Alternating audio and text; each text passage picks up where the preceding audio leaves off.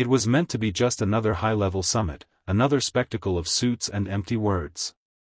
But from the moment Donald Trump stormed into the Grand Marble Hall, the temperature shifted. Cameras clicked, aides whispered, and journalists clutched their pens tighter. With a voice full of bravado and arrogance, Trump slammed his fist on the podium and declared, "You can't challenge me."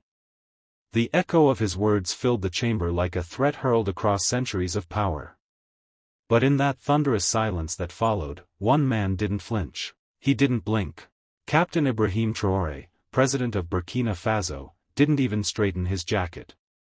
He simply raised his head and looked straight at the former U.S. president, not with fear, but with the calm of a man who had buried friends, fought colonial shadows, and led revolutions by torchlight. Then, slowly, with deliberate precision, Traoré stood up. The hall froze. The contrast between them couldn't be sharper.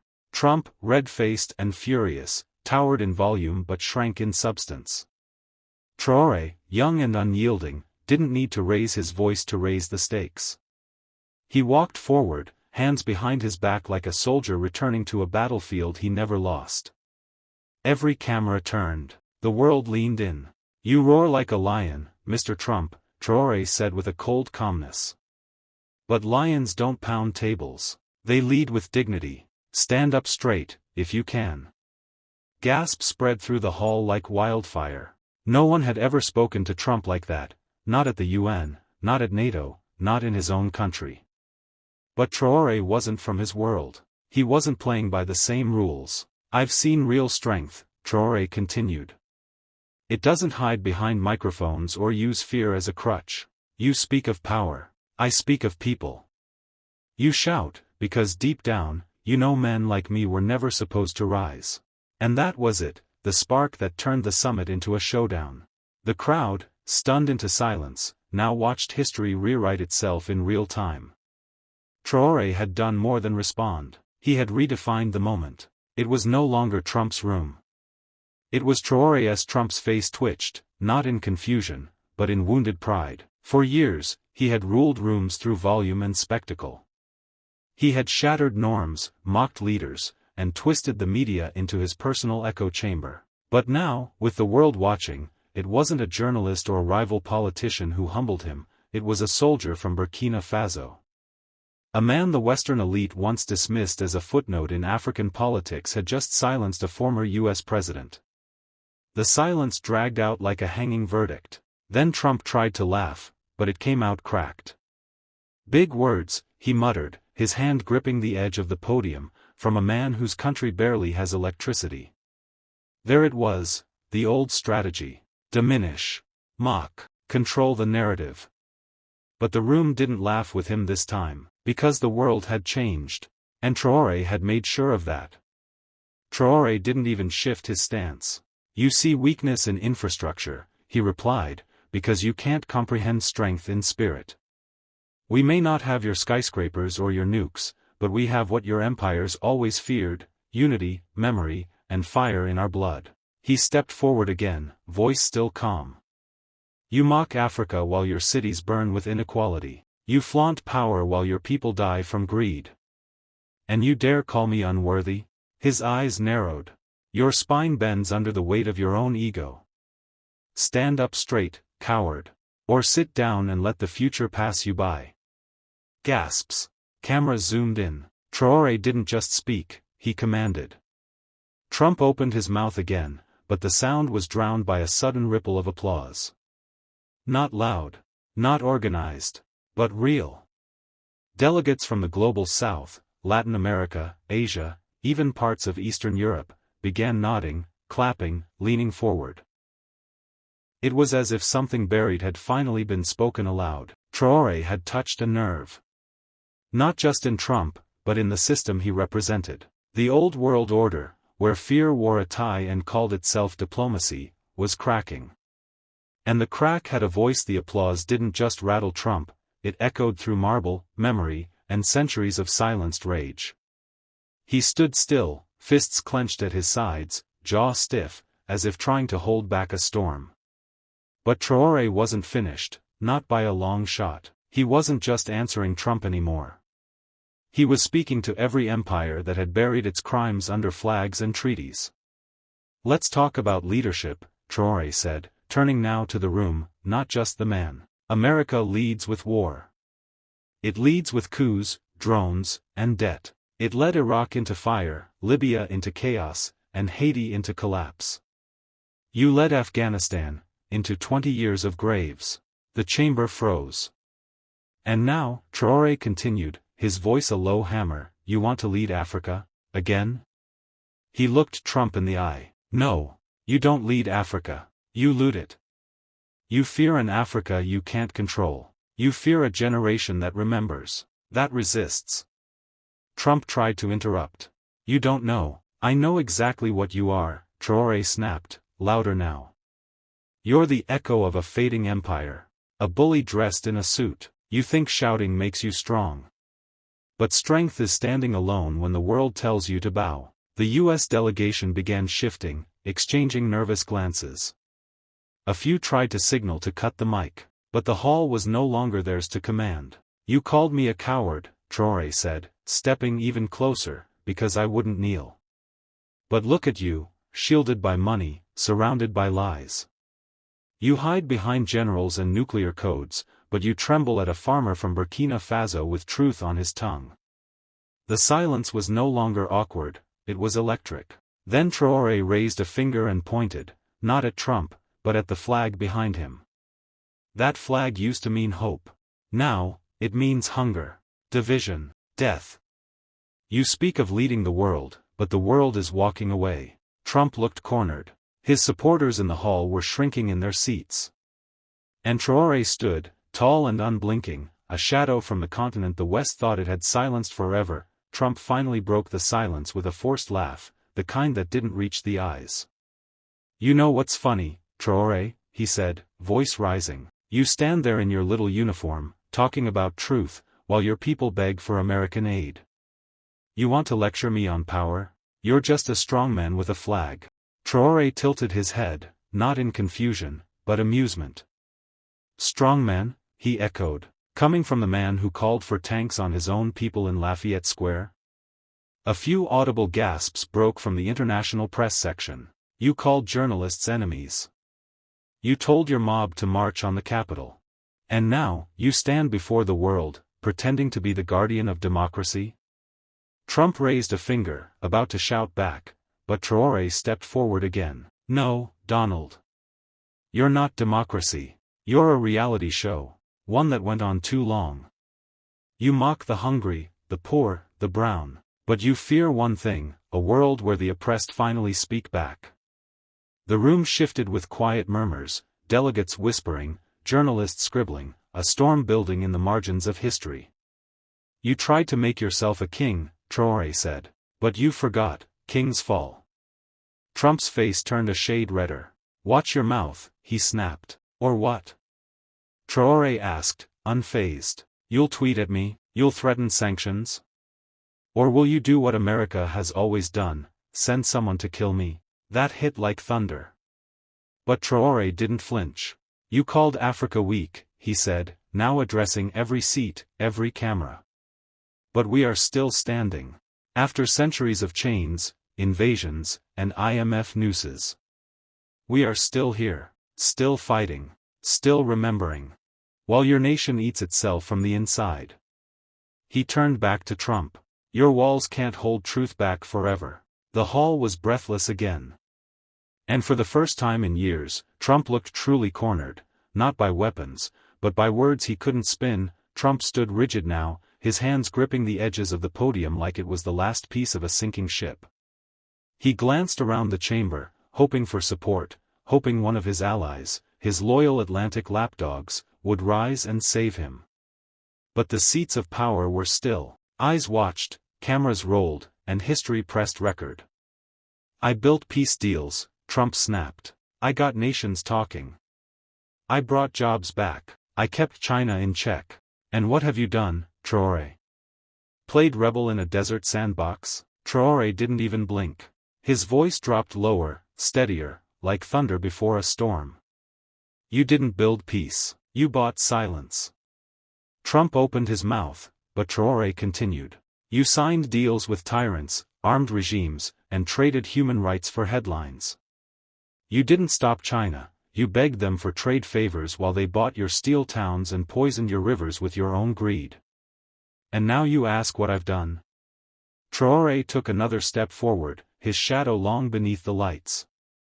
I stood where you would never dare, among the graves your empires left behind. I spoke to mothers who lost sons to your drones. I stood with miners who dig gold you wear on your wrist. I gave them back their land, their dignity, their right to speak. He held up a worn piece of cloth, no crown, no weapon. Just a child's drawing from Burkina Faso, a son, a mother, and a flag. This is what I fight for. Trump scoffed. You want sympathy? I want justice, Traoré snapped. And I want it loud. He turned to the assembly. You call this man a leader? He locked children in cages. He laughed at the dead. He turned a virus into a circus and watched hundreds of thousands die because his ego was louder than his conscience. A ripple of discomfort moved through the American delegation. And now, Traoré said, eyes burning, he wants the world to kneel again. But not this time. Africa kneels to no one. Trump slammed the desk again, shouting, "You're nothing but noise." Traoré leaned in, voice sharp as a blade. Then why is everyone listening? The silence that followed was louder than any explosion. It wasn't just that Traoré had struck a nerve, it was that he'd shattered a mirror, and now the shards were lying in the lap of every leader in the room. Trump sat frozen for a moment, his face flushed red, his breath sharp and uneven. But it was more than anger, it was recognition. Somewhere deep in his gut, he knew Traoré wasn't just talking about Africa. He was talking about them. About the system. The empire. The lie. You're a disgrace, Trump finally spat. You insult this nation, my nation, on the world stage, and you think that makes you brave? Traoré turned fully to him, slowly, deliberately. No, he said calmly. What makes me brave is showing up when your bombs fall. What makes me brave is standing with people you forget exist, until you need their oil, their lithium, their cheap labor. What makes me brave is saying to your face what the rest of the world whispers in fear. He pointed upward, to the massive screens behind them now showing images Traoré had prepared without warning, starving children in Yemen, drone strikes in Somalia, mass graves in Libya, and then, photos of Trump grinning beside arms dealers and autocrats. The hall gasped. Traoré didn't flinch. You called yourself a builder, but you leave rubble. You called yourself a savior, but you turned your back on your own. You mocked your soldiers, you mocked the sick, you mocked women, black people, Muslims, and now you want to speak of disgrace? He stepped down from the podium and began to pace slowly across the floor. You think I came here to be liked? No. I came here so my people would never again have to beg for life from men like you. Trump stood up abruptly, pointing his finger. You think you're better than me? You're a dictator in a uniform. Traoré stopped walking and turned slowly. No. I'm a man raised in a war you started. And unlike you, I don't run from truth. I build with it. He looked out to the chamber. Let it be known, this is the face of resistance. Not one of submission. Not one of silence. The screen behind him flashed again, this time with the words. Africa is not a colony. It is the storm you feared. The audience murmured, some applauding, others stunned. But none looked at Trump. They were all watching Traoré. Trump's advisors huddled nervously behind him, whispering frantically, unsure whether to intervene or let the chaos play out. The American delegation's confidence had evaporated. Their eyes darted between Traoré's calm defiance and Trump's unraveling temper. Still, Trump pushed forward. You've got no allies. No economy. No nukes. You stand there pretending to be a leader, but you're nothing without us, he sneered, voice rising with desperation. We made the world. We gave it order. Traoré's expression didn't change. He didn't blink. Then explain why it's burning, he replied. A hush dropped like a curtain. Traoré walked back to the podium, not with haste, but the ease of a man whose steps echoed louder than applause. Order. Your order is a boot on the neck of the weak. Your order is famine where there should be food, bullets where there should be books. He raised a hand, and the screen behind him changed once more, this time to Wall Street executives laughing over champagne while black children in Flint, Michigan held bottles of brown water. Below it, the caption read, "This is your order. You exported your wars, your weapons, your greed. You crushed elected governments, installed tyrants, and now you wonder why the world is rising?" His voice dropped, deep and deliberate. You built empires, yes. But you built them on bones. And empires built on bones collapse. Trump slammed his hand on the table again, more out of frustration than power. The sound echoed, but the moment belonged to someone else now. Traoré stepped forward one final time. You said I have no allies. Look around. The silence in this room is not weakness, it is awakening. They are not clapping because they fear you. They are silent because they've stopped fearing. Camera flashes popped. Phones lit up. Online, the hashtags were already trending. Hashtag Traoré versus Trump. Hashtag Africa rises. Hashtag not your colonies. Somewhere in the audience, a delegate whispered to another, this isn't just a speech. It's history breaking loose.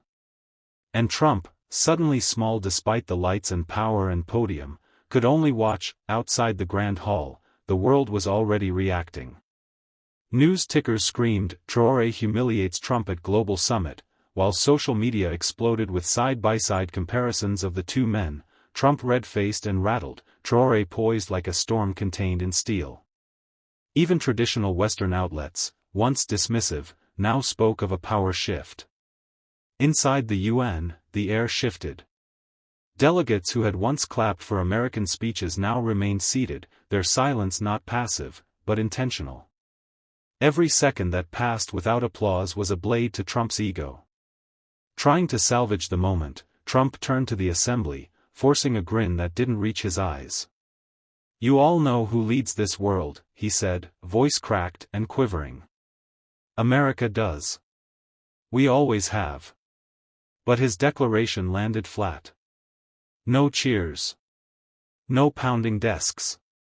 Just the low hum of simultaneous translation earpieces relaying his desperation into 100 languages. Then came the voice that shattered the quiet. You lead nothing, Traoré said. He walked to the center of the floor, no microphone needed. You bully nations into silence. You finance wars. You protect the murderers of children and call it diplomacy. That is not leadership. That is fear dressed in a suit. Cameras zoomed in as he pointed, not at Trump, but at the U.S. emblem embossed in gold above the chamber entrance. You used to be giants. Now you're shadows clinging to past glory. The world has seen your backroom deals, your drone strikes, your stolen resources. He turned to the rest of the assembly. To the nations still under pressure, you are not alone. Africa will no longer be your pawn. We are done being polite to thieves in ties. Gasps followed.